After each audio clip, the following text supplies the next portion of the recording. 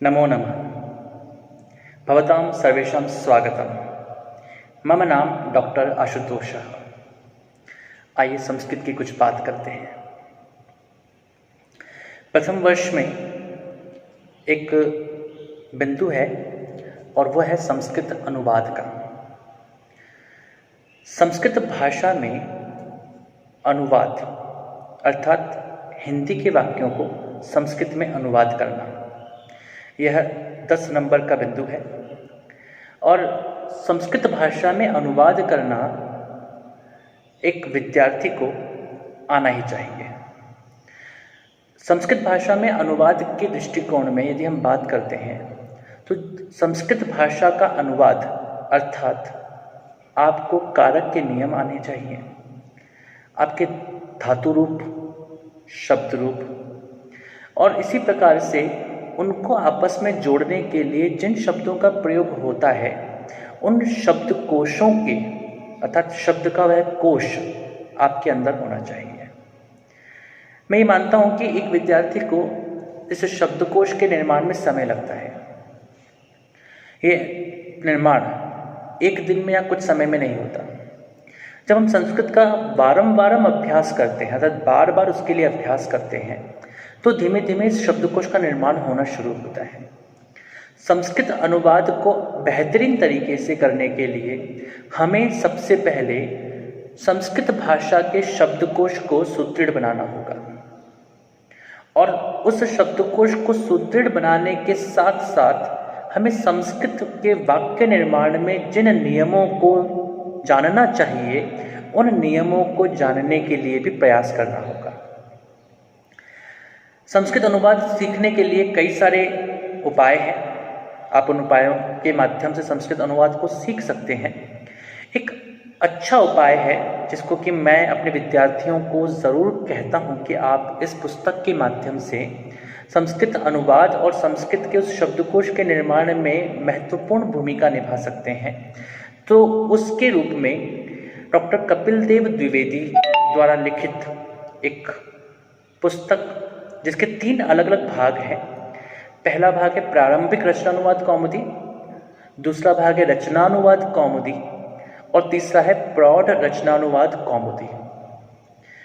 मैं प्रथम वर्ष के यानी कि बीए पार्ट प्रथम वर्ष के या बीए में पढ़ने वाले विद्यार्थियों को के लिए यही कहना चाहूँगा कि वे सबसे पहले प्रारंभिक रचनानुवाद कौमुदी को खरीदें, और यदि आपका शब्दकोश उससे अधिक है तो आपको रचनानुवाद कौमुदी की ओर अग्रसर होना चाहिए। अर्थात आपके लिए 2 पुस्तकें महत्वपूर्ण हैं।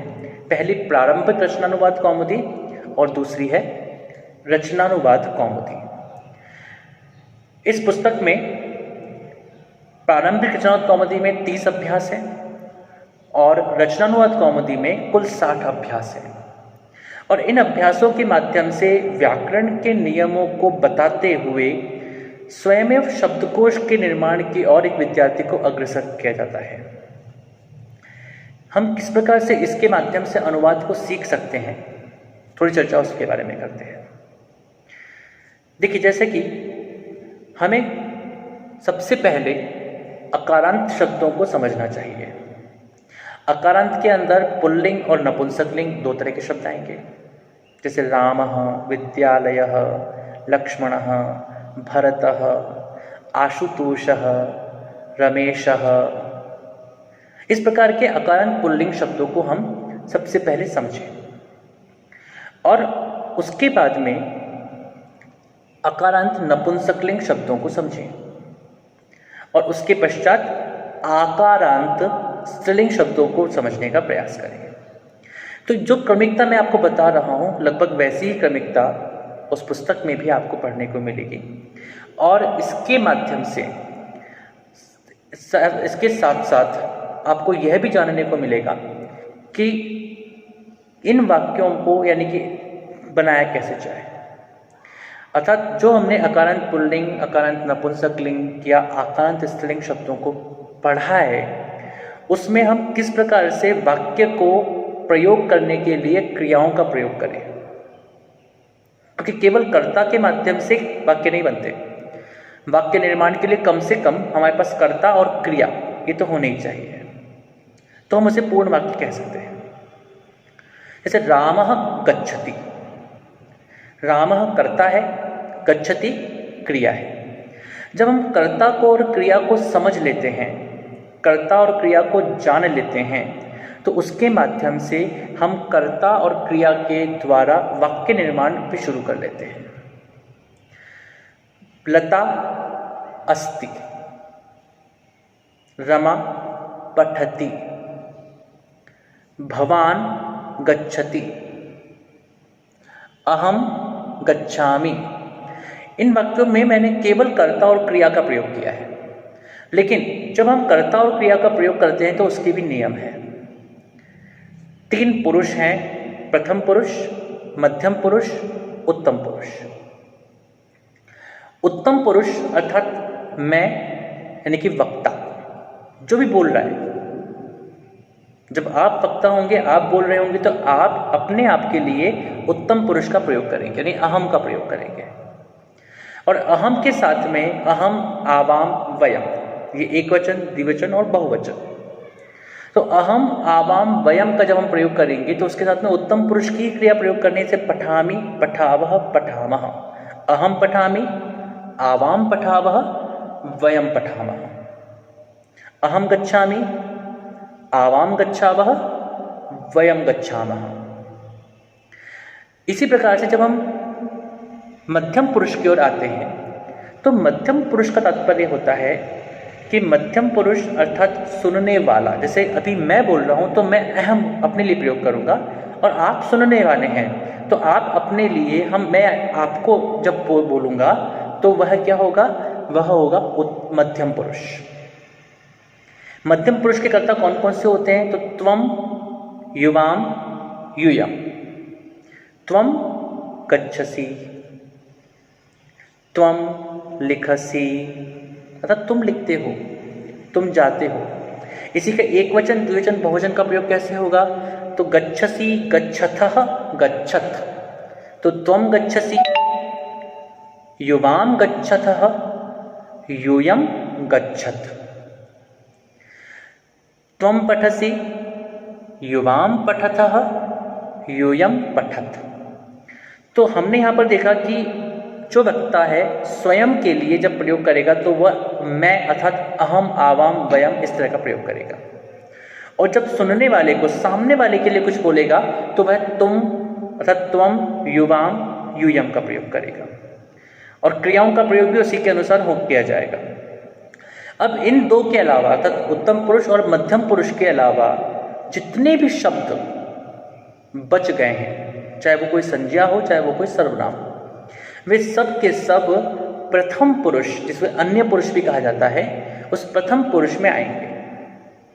और प्रथम पुरुष की ही क्रिया का प्रयोग उन कर्ता के अनुसार साथ होगा। कैसे, रामः, रामौ, रामाः। तो क्रिया प्रयोग कैसे होगा, रामः गच्छति, रामौ गच्छतः, रामः गच्छन्ति। रमा पठति, रमे पठतः, रमाः पठन्ति। भवान लिखति, भवन्तौ लिखतः, भवन्तः लिखन्ति। इसी को अगर स्त्रीलिंग में लेंगे तो भवती लिखति, भवत्यौ लिखतः, भवत्याः, भवत्यः लिखन्ति। तो इस प्रकार से प्रथम पुरुष में अपनी क्रियाओं का प्रयोग होगा और उसके कर्ता भी अपने हिसाब से होंगे। ऐसे ही मध्यम पुरुष और उत्तम पुरुष। हमें इस के लिए एक टेबल बनानी चाहिए, एक सारणी बनानी चाहिए, तालिका बनानी चाहिए। और उस तालिका के माध्यम से हम जब भी क्रियाओं का प्रयोग करें तो हम ये देखें कि कर्ता और क्रिया का प्रयोग सही प्रकार से किया जा रहा है या नहीं। संस्कृत अनुवाद की यह पहली सीढ़ी है। आप जब भी कर्ता और क्रिया का प्रयोग करें तो यह अवश्य देखें कि कर्ता क्रिया के अनुसार है या नहीं, या क्रिया कर्ता के अनुसार है या नहीं। इन दोनों का सामंजस्य आपके वाक्य को स्वयमेव अच्छा बना देगा।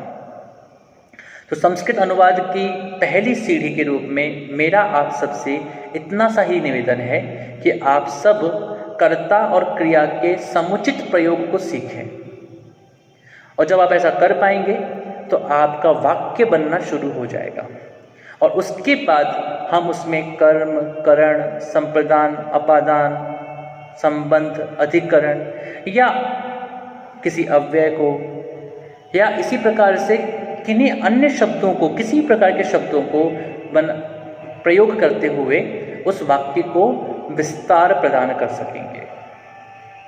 लेकिन विस्तार बाद में, पहले कर्ता और क्रिया का समुचित प्रयोग।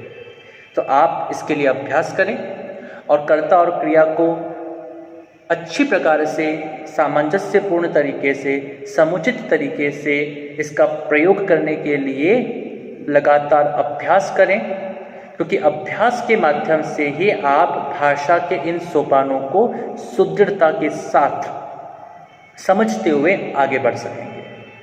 संस्कृत भाषा रटने की भाषा नहीं है, यह एक तार्किक भाषा है, वैज्ञानिक भाषा है, और जब हम वैज्ञानिकता की ओर आगे बढ़ते हैं तो समझ करके आगे बढ़ते हैं।